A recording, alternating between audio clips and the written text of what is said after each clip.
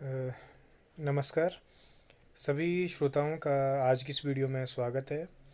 पिछली वीडियो में हमने बात की थी छायावादी कवि सूर्यकांत त्रिपाठी निराला का जो जीवन परिचय है, उनका जो कृतित्व है, उनका जो साहित्यिक योगदान है और हिंदी साहित्य में निराला का जो जितना भी पूरा लिटरेरी कंट्रीब्यूशन उनका रहा, उसके बारे में हमने पिछली वीडियो में विस्तार से बात की थी। आज की इस वीडियो में हम बात करने जा रहे हैं सूर्यकांत त्रिपाठी निराला की कविता तोड़ती पत्थर और विनय। ये दोनों कविताएं ये सेकेंड ईयर कंपलसरी हिंदी के पाठ्यक्रम में संकलित हैं। हम एक एक करके दोनों कविताओं की व्याख्या किस प्रकार करनी है वो हम इस वीडियो में जानेंगे। तो जो पहली कविता है वो है तोड़ती पत्थर। जैसा कि मैंने पिछली वीडियो में आपको बताया था कि जो निराला है उनका जो रचना का जो फलक है वो काफ़ी विस्तृत है। उनका रचना संसार किसी एक विषय को लेकर, किसी एक समाज के किसी एक पक्ष को लेकर वो नहीं चलता है। मैंने कहा था कि ऐसा कोई विषय नहीं है जिसके ऊपर निराला ने जो लेखनी अपनी नहीं चलाई। उनका जो काव्य है वो छायावाद से होता हुआ प्रगतिवाद और उसके उपरांत प्रयोगवाद तक विस्तृत है। तो ये जो कविता है ये उनकी छायावादी प्रवृत्तियों से थोड़ी हटके है। ये जो कविता है ये है प्रगतिवादी, उनकी प्रगतिशील विचारधारा को जिनकी जो प्रगतिवादी विचारधारा है जो मैंने बात की थी पीछे पिछली वीडियो में, वही प्रगतिशीलता इस कविता में देखने को मिलती है। तो जब हमने बात की थी निराला के जीवन परिचय की, उनका जो साहित्यिक योगदान है उसके ऊपर, उनकी जो विचारधारा है उसके ऊपर हमने बात की थी, तो मैंने कहा था कि छायावाद के उपरांत जो निराला की जो काव्य संसार है उसमें हम प्रगतिशीलता का, उसमें हम प्रगतिवाद का जो एक प्रमुख स्वर हम उनकी कविताओं में देखते हैं। तो मैंने भी ये भी कहा था कि जो प्रगतिवाद है वो मार्क्सवाद का साहित्यिक रूपांतरण है। राजनीति में आप पढ़ते हैं, राजनीति विज्ञान में मार्क्सवाद को। तो जो राजनीति में जो मार्क्सवाद है वही साहित्य में प्रगतिवाद है। इसको अंग्रेज़ी में प्रोग्रेसिविज्म कहा जाता है। जो हम बात करें अगर प्रगतिवाद, अगर मार्क्सवाद की, तो मार्क्सवाद कहता है कि समाज में जो है वो दो वर्ग हैं, दो क्लासेस हैं। एक है हैव्स, एक है हैव्स नॉट।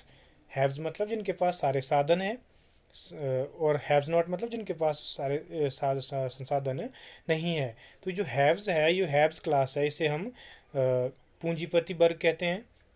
और जो हैव्स नॉट है इसे हम मजदूर या श्रमिक वर्ग कहते हैं। समाज में इन दोनों क्लासेस, जो दोनों क्लासेस हैं हैव्स और हैव्स नॉट, यानी कि पूंजीपति और श्रमिक वर्ग, इन दोनों में संघर्ष चलता है। और जो मार्क्सवाद है वो इस संघर्ष का, ये जो पूंजीपति और श्रमिकों के बीच जो वैषम्य है, जो आर्थिक असमानता है, जो पूंजीपति श्रमिकों का शोषण कर रहे हैं, इसके खिलाफ जो कार्ल मार्क्स का जो ये पूरा दर्शन है जिसे मार्क्सवाद कहा गया राजनीति में, ये पूरा जो है वो शोषक वर्ग के खिलाफ एक विद्रोह है पूरा दर्शन। और शोषित वर्ग के जितने भी उनके जो हित है उनको सामने रखकर मार्क्सवाद चलता है।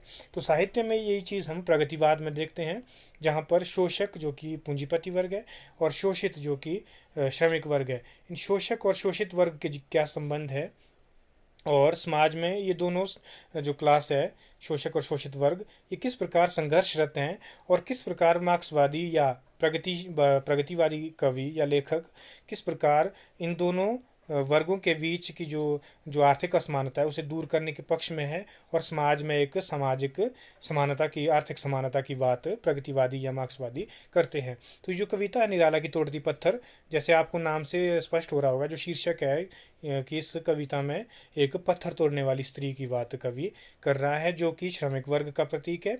और किस प्रकार वो इस पूंजीवादी व्यवस्था का, इस पूंजीवादी व्यवस्था में किस प्रकार वो मजदूरिन शोषण का शिकार हो रही है, और उसके तरह समाज में ना जाने कितने ऐसे मजदूर है, कितने ऐसे श्रमिक है जो इस पूंजीवादी व्यवस्था में जो है वो पूंजीपतियों के शोषण का शिकार हो रहे हैं। तो मार्क्सवादी या साम्यवादी भी कहते हैं राजनीति में, और साहित्य में प्रगतिवादी, ये सभी, ये जो आर्थिक असमानता है, जो पूंजीवादी और श्रमिक वर्ग का जो संघर्ष है, इसे समाप्त करके समाज में आर्थिक समानता स्थापित करने के पक्ष में है। मार्क्सवादियों का मानना है पूंजीवाद का विनाश होना आवश्यक है। और समाज में जो है वो लेबर क्लास है, जो श्रमिक वर्ग है, जो मजदूर वर्ग है, जो कृषक वर्ग है, जो पूंजीपतियों के शोषण के शिकार है, इन्हें भी समाज में पूरी समानता के साथ जीने का अधिकार है, कोई किसी का शोषण ना करे। यही जो है प्रगतिवादी या मार्क्सवादी विचारधारा का मूल है, हम कह सकते हैं निष्कर्ष है। तो ये जो कविता है, इसमें भी जो कवि है वो जो पूंजीवादी व्यवस्था है उसमें किस प्रकार जो पूंजीपति जो है वो मजदूरों का शोषण कर रहे हैं और मजदूरों की इस पूंजीवादी व्यवस्था में क्या दशा है, उसकी बात कवि इस कविता में कर रहा है। तो हम पढ़ना शुरू करते हैं। वह तोड़ती पत्थर, देखा उसे मैंने इलाहाबाद के पथ पर। अब कवि कहीं जा रहे थे। इलाहाबाद एक शहर है यूपी का। वर्तमान में इलाहाबाद को प्रयागराज के नाम से जानते हैं आप, भली भांति परिचित हैं। पिछले कुछ वर्ष पहले इसका नाम बदल कर इलाहाबाद से प्रयागराज रख दिया है, तो थोड़ा कंफ्यूज ना हो। तो जो इलाहाबाद है उत्तर प्रदेश का एक शहर है। अ, उसकी एक पथ मतलब सड़क, एक सिंपल सी भाषा है, साधारण भाषा है, खड़ी बोली हिंदी का प्रयोग कवि ने किया है कि जो इलाहाबाद की एक सड़क है उस पर मैंने एक पत्थर तोड़ती हुई स्त्री को देखा। कवि ये कह रहा है। अब कैसे देखा उसने? वह तोड़ती पत्थर, वो क्या कर रही है? वो स्त्री सड़क के किनारे पत्थर तोड़ रही है। कोई ना छायादार पेड़, वह जिसके तले बैठी हुई स्वीकार। कवि कह रहा है कि जो वो पत्थर तोड़ने वाली स्त्री है, जो वो श्रमिक है, जो वो क्या कर रही है? सड़क के किनारे पेड़ पत्थर तोड़ रही है और कोई भी छायादार पेड़ उसके आसपास नहीं है जिसकी छाया में बैठकर वो पत्थर तोड़ सके। वह जिसके तले बैठी हुई स्वीकार, वो ऐसा कोई वृक्ष नहीं है, ऐसा कोई पेड़ नहीं है, कोई छायादार पेड़ जिसके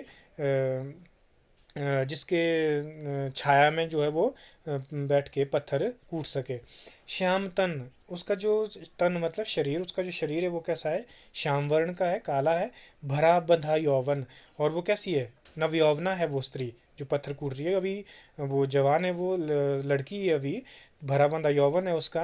नत नयन प्रिय कर्म रत मन, नत होता है झुका हुआ, नयन होता है आंखें, प्रिय मतलब प्यारा, कर्म मतलब काम, रत मतलब लीन, मन मतलब मन। तो वो स्त्री क्या कर रही है? वो जो युवती है, नव युवती है जो पत्थर तोड़ रही है, वो कैसी है? नत नयन प्रिय, नत नयन झुके हुई उसकी आंखें हैं, सिर झुका के वो।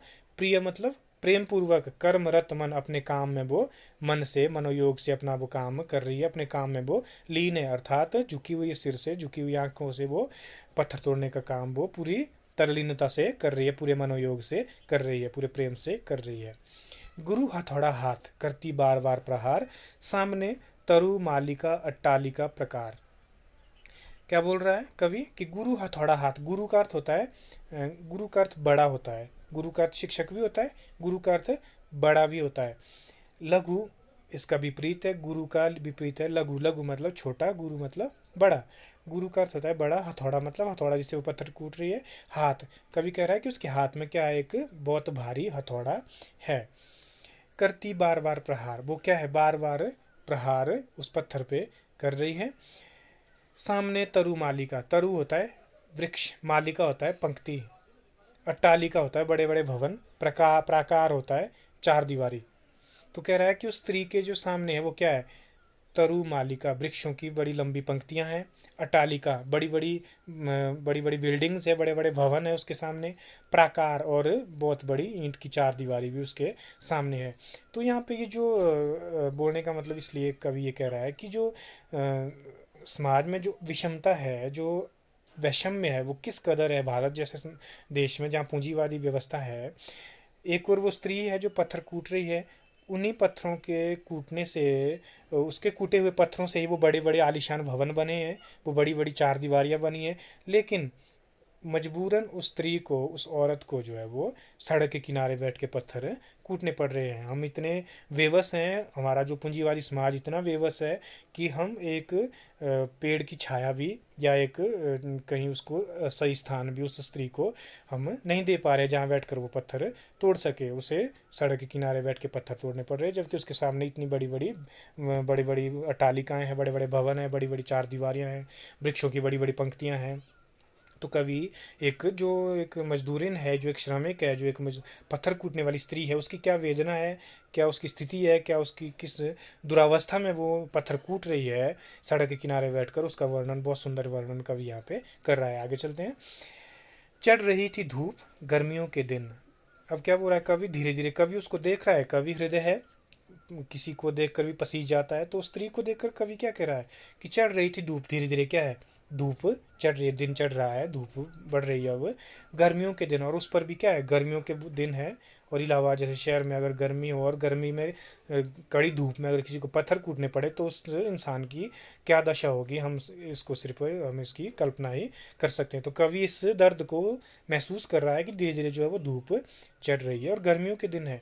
दिवा का तमतमाता रूप, दिवा होता है दिन, दिवस, दिवस से बना शब्द, दिवस मतलब दिन, दिन का जो तमतमाता रूप, तमतमाता मतलब बहुत ज़्यादा गर्मी पड़ रही है, दिन कैसा है, बहुत ज़्यादा गर्म हो रहा है, ठीक है, गर्मी के कारण धूप बहुत ज़्यादा है। उठी झुलसाती हुई लू, लू होता है गर्म हवा, मैदानी क्षेत्रों में अगर देखें तो बहुत लू चलती है, और जो कैसी होती है, बहुत झुलसाने वाली होती है, बहुत गर्म हवाएं चलती है, कई लोग लू से जलकर मर जाते हैं। उठी झुलसाती हुई लू, और उस गर्मी में क्या है, बहुत झुलसाती हुई, बदन को झुलसाने वाली गर्म हवाएं चल रही है। रुई ज्यों चल जलती हुई भू, भू मतलब पृथ्वी धरती, रुई मतलब रुई कॉटन, ज्यों मतलब समान, ऐसा लग रहा है उस गर्मी में ये पृथ्वी क्या है, रुई की भांति जल रही है, इतनी ज़्यादा गर्मी पड़ रही है। गर्द चिनगी छा गई, गर्द होता है धूल, धूल का कण, गर्दा भी जिसको बोलते हैं।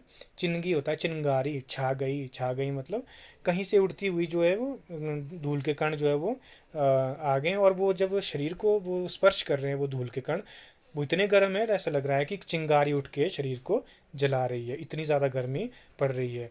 और प्राय हुई दोपहर, और सुबह से क्या है, दोपहर हो गई है, वह तोड़ती पत्थर, और वो स्त्री क्या है, वो अभी भी पत्थर तोड़े जा रही है। उससे इतनी भीषण गर्मी में, इतनी भयंकर गर्मी जो इलाहाबाद की है, उस गर्मी में बिना किसी शेल्टर के, बिना किसी आश्रय के, बिना किसी छाया के, बिना किसी मकान के, वो स्त्री खुली सड़क के किनारे इतनी भीषण गर्मी में पत्थर तोड़ रही है, अपना कर्म कर रही है। आगे है, देखते देखा मुझे तो एक बार, उस भवन की ओर देखा छिन्न तार। अब देखते देखा, उसे उसे लगा उस स्त्री को कि कोई उसे देख रहा है, कवि सामने उसे देख रहा है। तो देखते देखा मुझे तो एक बार, उसने, कवि कह रहा है कि उसने मुझे क्या है, एक बार देखा, और उसने क्या देखा कि भाई एक जो व्यक्ति है मुझे देख रहा है। उस भवन की ओर देखा, फिर जो सामने बिल्डिंग है जिसकी बात कवि पीछे कर चुका है, बड़ी जो अटालिका है, उसकी ओर देखा उसने, उस स्त्री ने। छिन्न तार, छिन्न तार होता है फटे पुराने चिथड़े, तो उसके कपड़े भी कैसे, मजदूर है, श्रमिक है बेचारी, तो उसके कपड़े भी कैसे हैं, फटे पुराने हैं।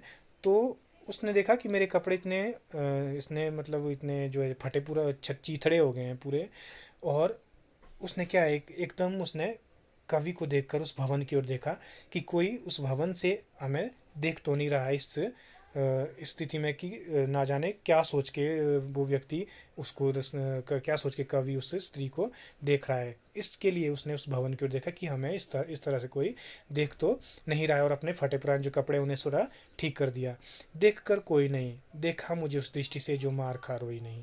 अब कवि कह रहा है कि देख कर कोई नहीं, जब उसे लगा कि सामने भवन से उसे कोई नहीं देख रहा है, फिर क्या उसने देखा मुझे उस दृष्टि से, फिर उसने पुनः कवि को देखा, किस दृष्टि से, उस दृष्टि से जो मार खा रोई नहीं।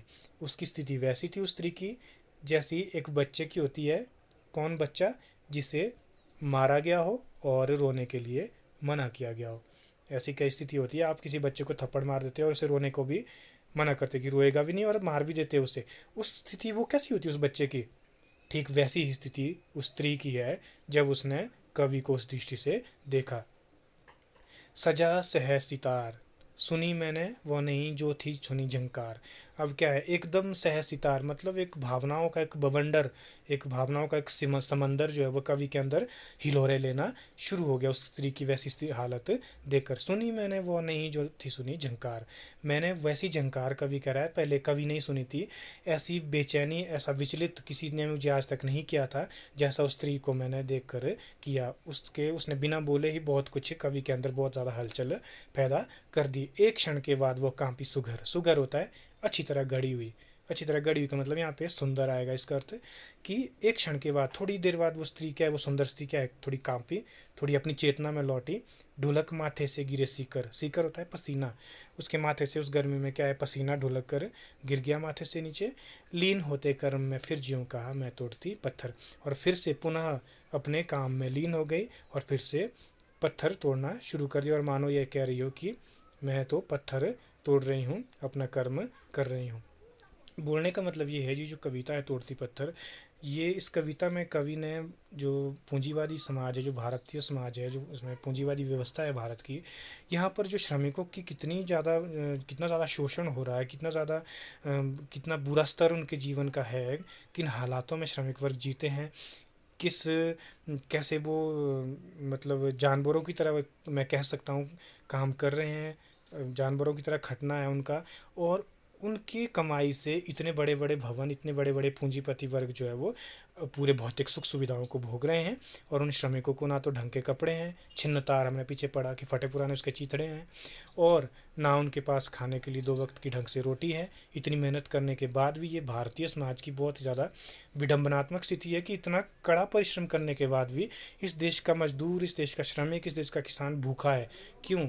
निसंदेह कहीं ना कहीं हमारा जो सिस्टम है समाज का, हमारी जो सरकारें हैं, उन्हें भी इस चीज़ के बारे में समझना होगा कि क्यों इतनी आर्थिक असमानता है। जो दिन रात खटता है वो भूखा सोता है, और जो कुछ काम नहीं करता है वो उनकी मेहनत की रोटी खाता है और सारी सुख सुविधाओं को भोग कर उनका और ज़्यादा शोषण कर रहा है। तो ये थी कविता तोड़ती पत्थर, जो पूरी तरह से प्रगतिशील विचारधारा की है, पूरी तरह से प्रगतिवादी दृष्टिकोण कवि का इसमें झलक रहा है, जहाँ पे वो शोषक शोषित वर्ग के संबंधों की बात कर रहे हैं और आर्थिक असमानता का जो है वो पूरी तरह से खंडन करके एक सामाजिक समानता किस प्रकार स्थापित हो, किस तरह से मजदूरों की बात जो है वो साहित्य में उठाई जाए, किस तरह से उनकी स्थिति को लोगों के सामने लाया जाए।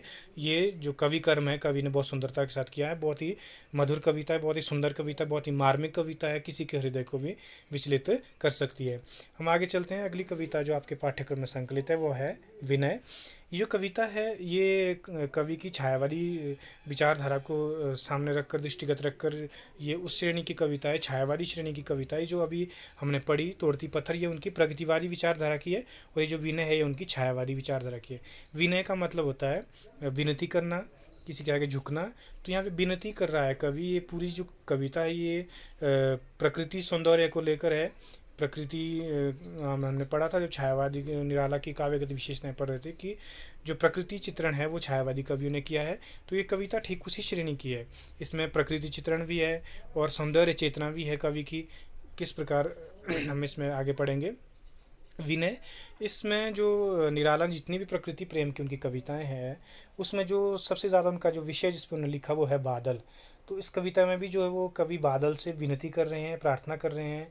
अब क्या कर रहे हैं वो हम आगे पढ़ते हैं। पथ पर मेरा जीवन भर दो, बादल है अनंत अंबर के। अनंत होता है जिसका कोई अंत ना हो, जिसकी कोई सीमा ना हो।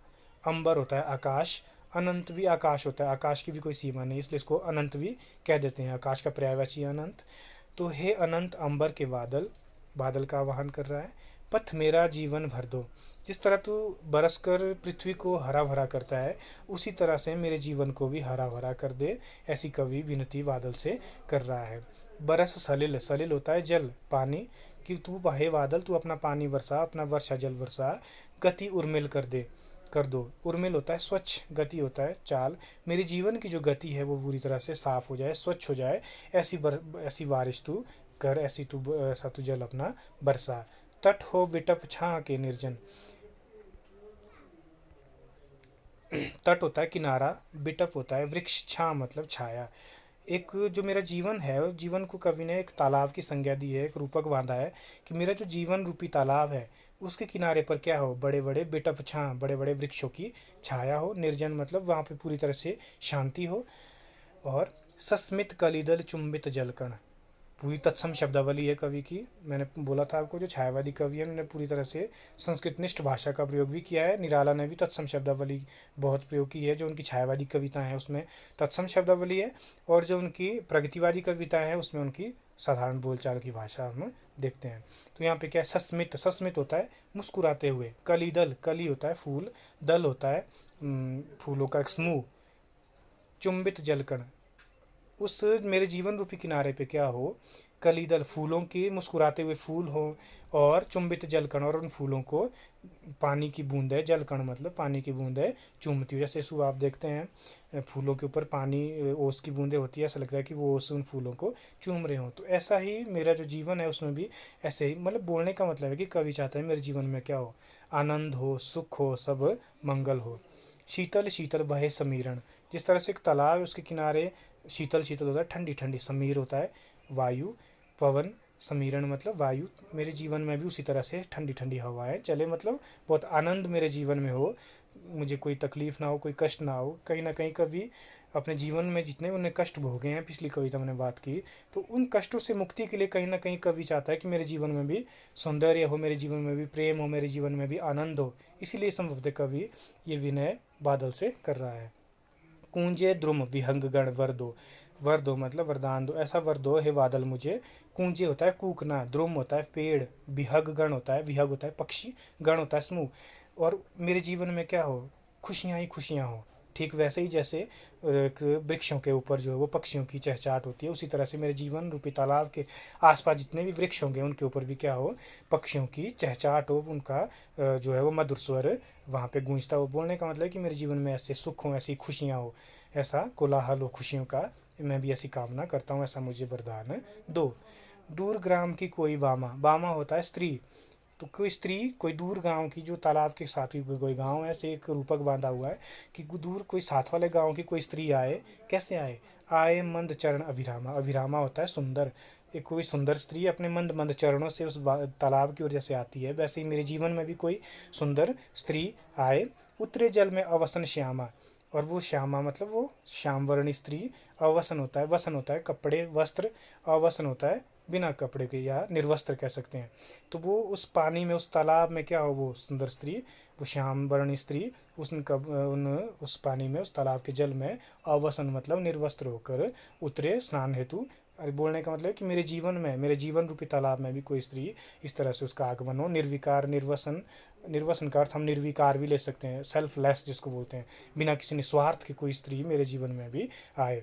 अंकित उर छवि सुंदरतर हो, अंकित होता है अंकित हो जाना, उर मतलब हृदय में, छवि होता है पिक्चर, उसकी इमेज, सुंदर मतलब सुंदरतर मतलब, और उसकी जो सुंदर छवि क्या है, उसकी सुंदर एक तस्वीर मेरे हृदय में हमेशा के लिए अंकित हो जाए, ऐसा मुझे वरदान दो। बोलने का मतलब है कि जो ये विनय शीर्षक कविता है, इसमें कवि एक बादल का आवाहन कर रहा है कि जिस तरह से बादल जो है वो धरती को क्या कर देता है, हरी भरी हो जाती है, जब वो बरसाता है अपना जल, पूरी तरह से हरियाली चारों ओर छा जाती है, पशु जितने भी प्राणी हैं इस सृष्टि के, इस पृथ्वी के, उस हरियाली को देखकर आनंद मग्न हो जाते हैं।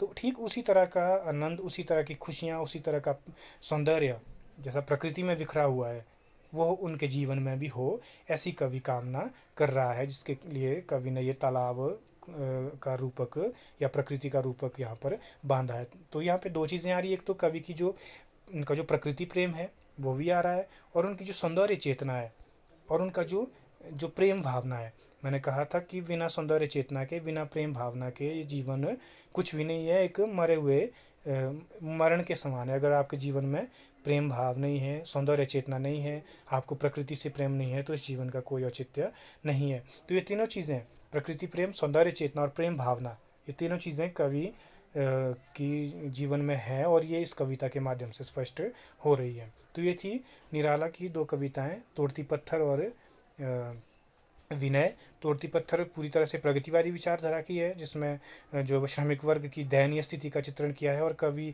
एक संदेश दे रहा है जनमानस को कि कहीं ना कहीं समाज में अब वो समय आ गया है कि हमारे जो मजदूर भाई बहन है, जो श्रमिक वर्ग है, उनकी स्थिति में भी सुधार हो, और ये जो आर्थिक असमानता है, जो शोषक शोषित वर्ग है, इस खाई को पाटने का समय आ गया है। ऐसा विज़न लेकर, ऐसा दृष्टि लेकर हम पाठक वर्ग को आगे चलना चाहिए। और दूसरी जो कविता है विनय, ये पूरी तरह से सौंदर्य चेतना प्रधान है, छायावादी प्रवृत्तियों से सराबोर कविता है, और इसमें जो कवि है जो सौंदर्य, प्रेम और आनंद की बात अपने जीवन में कवि कर रहा है।